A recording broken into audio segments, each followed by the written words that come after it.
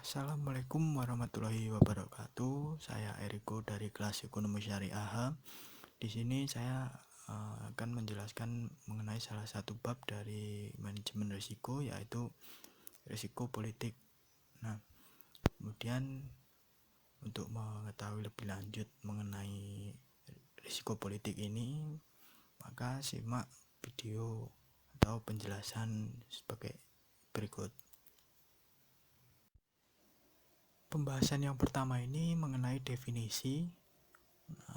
Ilmu politik merupakan bidang ilmu yang menekankan bagaimana mereka yang berada di suatu negara memiliki partisipasi dalam membentuk tatanan berbangsa dan bernegara yang secara berhakikat dan bermartabat.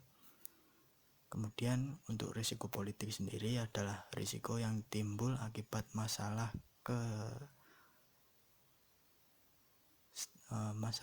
kestabilan politik di suatu negara sehingga berpengaruh pada setiap organisasi profit maupun non-profit.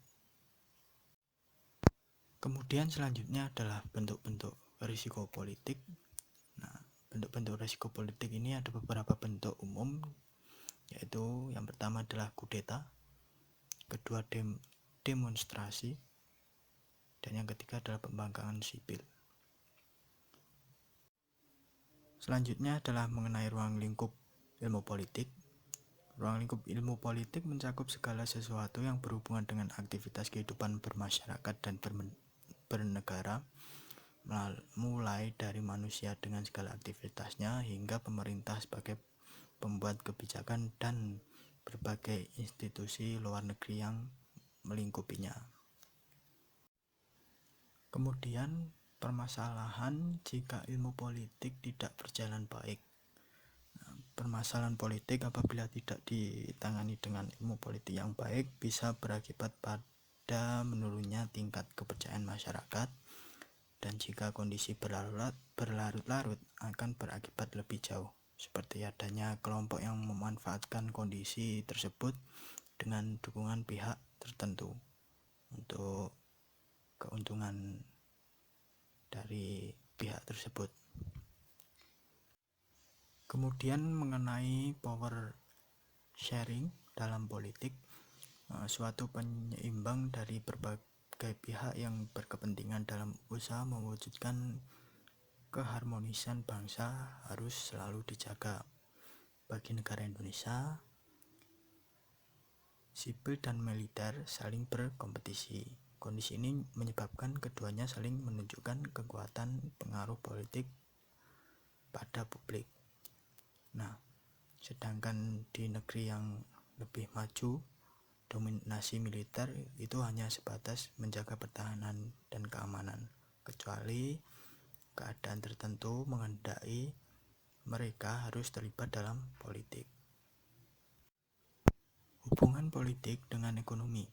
Politik memiliki perannya tersendiri yang berhubungan dengan ekonomi, yaitu sebagai payung yang kuat untuk membuat kebijakan ekonomi berjalan aman. Karena berbagai hambatan dalam melaksanakan kebijakan ekonomi akan terjadi. Namun dengan turut hadirnya peran politik, maka hambatan yang ada akan dapat dihilangkan atau dapat diatasi. Permasalahan politik ekonomi.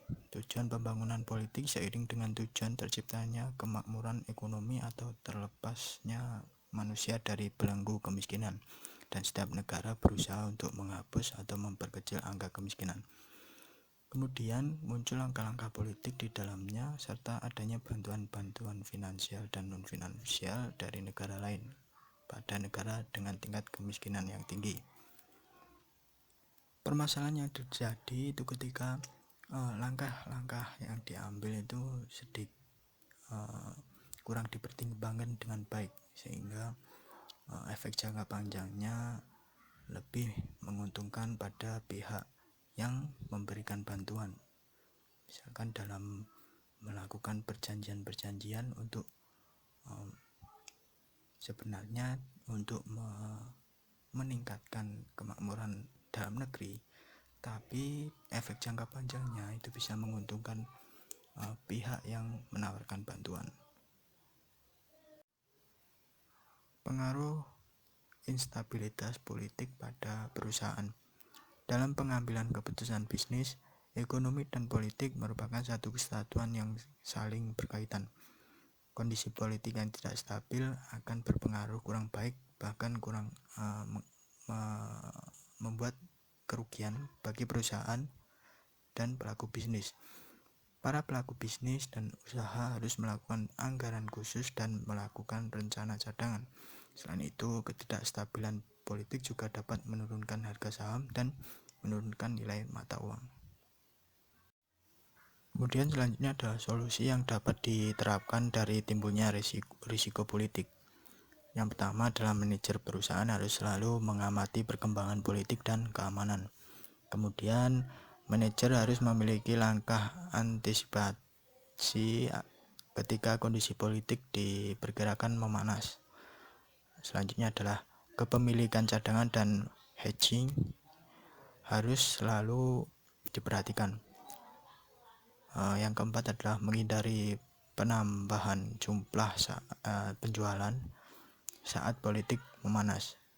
Dan yang terakhir adalah pihak manajemen perusahaan melakukan pengkajian lebih mendalam jika melakukan ekspansi pada kawasan rawan konflik. Sekian presentasi dari saya. Apabila ada kurangnya mohon maaf. Wassalamualaikum warahmatullahi wabarakatuh.